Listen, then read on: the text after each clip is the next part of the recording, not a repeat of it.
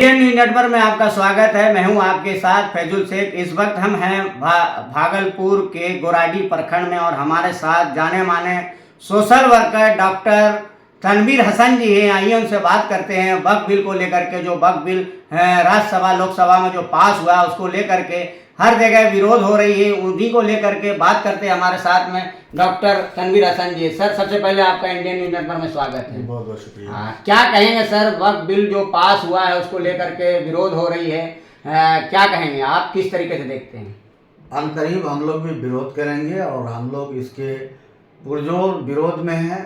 वक्फ की संपत्ति अल्लाह की संपत्ति है और इस संपत्ति पर कोई भी दकियानूसी सोच को हावी नहीं होने देंगे। मुसलमानों के हाथ से ये प्रॉपर्टी जाने नहीं देंगे। आप ये जान लीजिए कि हमारी संपत्ति वक्फ की हो, निजी हो या हम हों खुद, हम सब अल्लाह के हैं, उन्हीं के पास जाना है।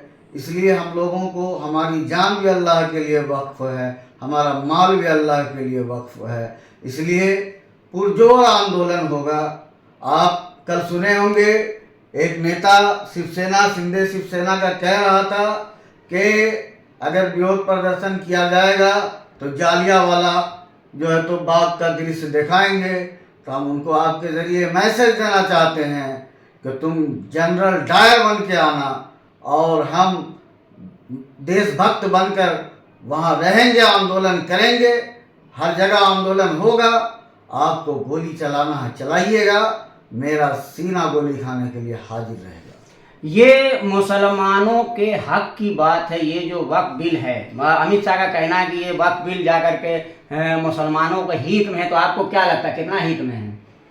आपने ये देखा है, सुना है कि अंबानी का घर वक्फ की जगह पे है, जमीन पर बना जी हुआ जी है। जी।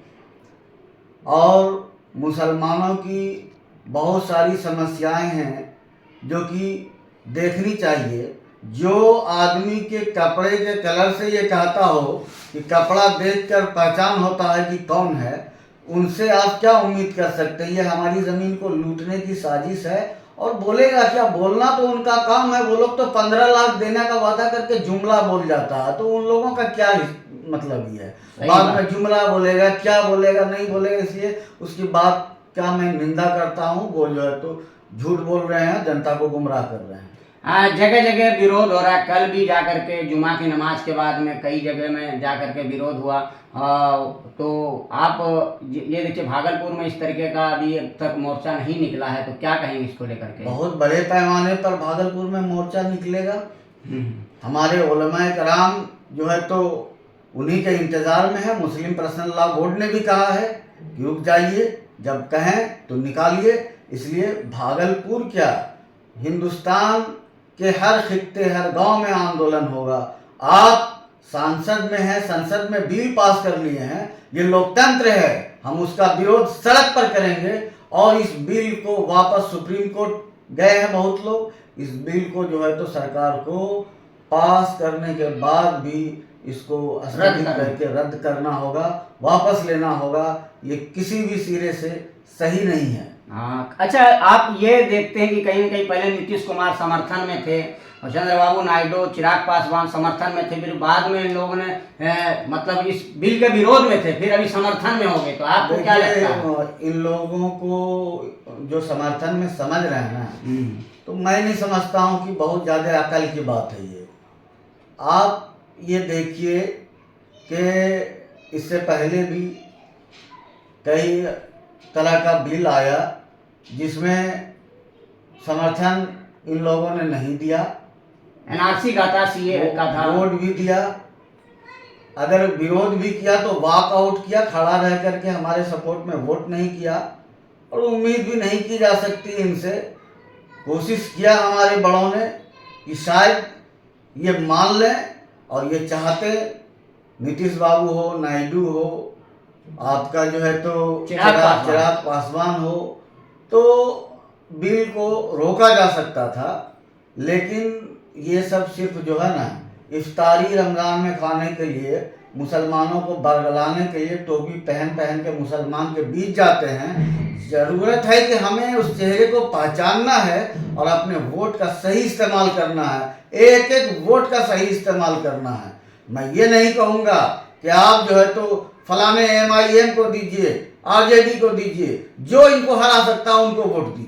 कहीं ना कहीं इसका खामियाजा 2025 में नीतीश बिल्कुल भुगतना होगा, बिल्कुल भुगतना होगा इंशाअल्लाह ताला। नीतीश कुमार मुख्यमंत्री नहीं रहेगा, नहीं रहेगा, नहीं रहेगा। हाँ, कहीं ना कहीं ये रातों रात ये बिल पास हुआ है। एक अगर कुछ इसमें अमेंडमेंट करना था, सुधार करना था, तो एक बैठक होती उलमा की, या आपको क्या लगता है ऐसा होना चाहिए? देखिए, आप अक्सरियत के बुनियाद पर आप अभी सांसद आपका अक्सरियत में है तो कुछ भी बिल पास कर दीजिए, वो अच्छा नहीं है।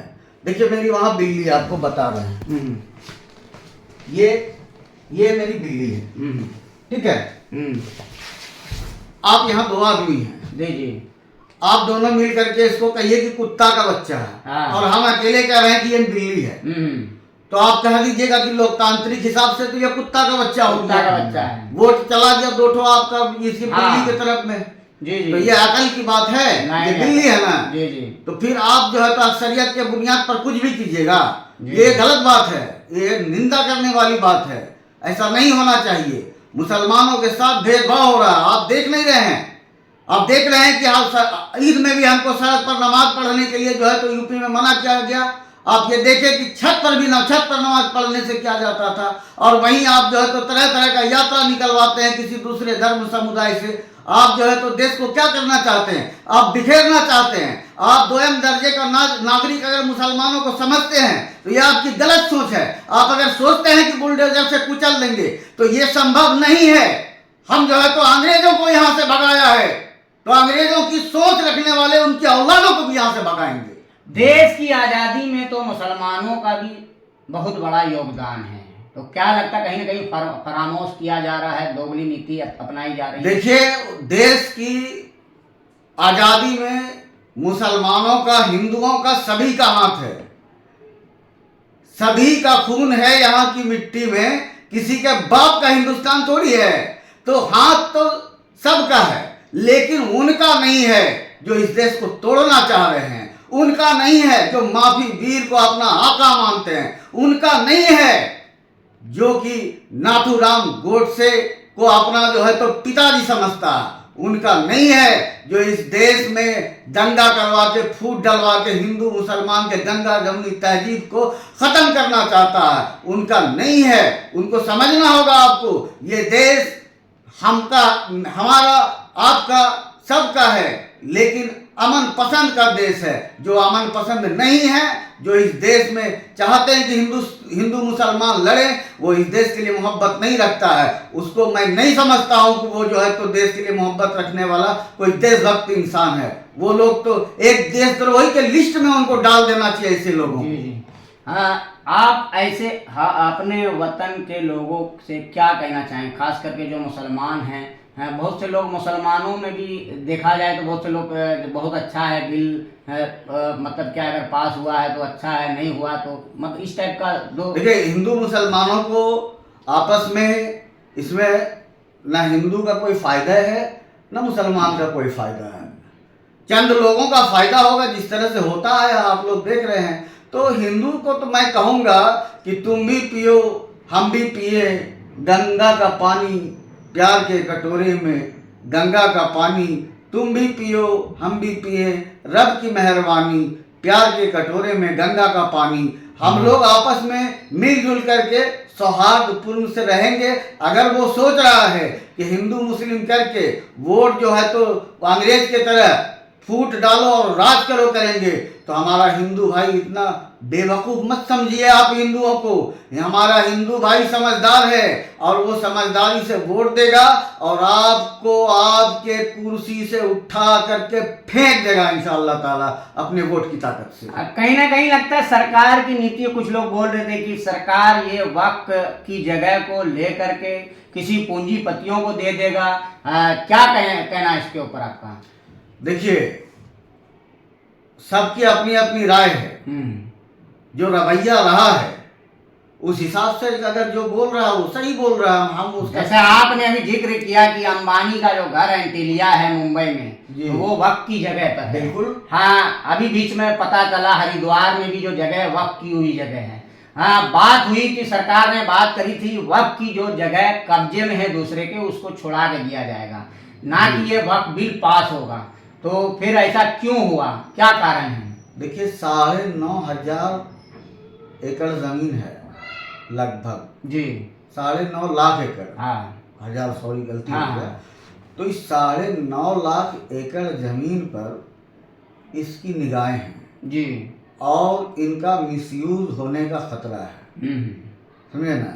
ये तो सिर्फ जो है तो एक तरह से कह रहे हैं कि हम पासमानदा मुसलमानों की मदद करेंगे, तो हम महिलाओं को ये करेंगे, मुसलमान को जो है तो देंगे। तो हम तो देख ही रहे हैं कि आप क्या दे रहे हैं, 10 साल से मुसलमानों के लिए क्या कर रहे हैं, हिंदुओं के लिए क्या कर रहे हैं, कितना आपने रोजगार दे दिया है, कितनी आपको चिंता है, वो सब समझ में आ रहा है। देखिए इसमें किसी का भला नहीं है, चंद लोगों का ही भला है, जो कि उनका दोस्त रहा है। इसको आप भी समझते हैं, हम भी समझते हैं, समझे ना। ये सिर्फ दोस्ताना के लिए जो है तो देश की संपत्ति को नुकसान कर रहा है। अब वक्फ बोर्ड तो वैसे भी सरकार के अंडरटेकिंग में आता ही है देखा जाए तो, लेकिन ये इस तरीके से हटा देना, ये कर अभी सेक्शन 40 को भी हटा दिया गया है।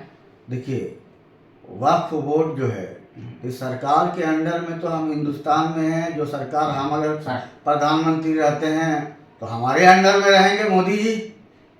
मोदी जी प्रधानमंत्री रहते हैं तो वो प्रधानमंत्री है, उनके अंडर में हम लोग हैं। सरकार तो जो है तो जिसकी अब नीतीश कुमार मुख्यमंत्री हैं, तो हम जो है तो लोकतंत्र में एक नागरिक है, वो मुख्यमंत्री है। अगर उसी कुर्सी पर आप बैठ जाइएगा मुख्यमंत्री, वो हो जाएंगे, नीतीश कुमार आम आदमी हो जाएंगे, जी जी, या वो पूर्व मुख्यमंत्री हो जाएंगे।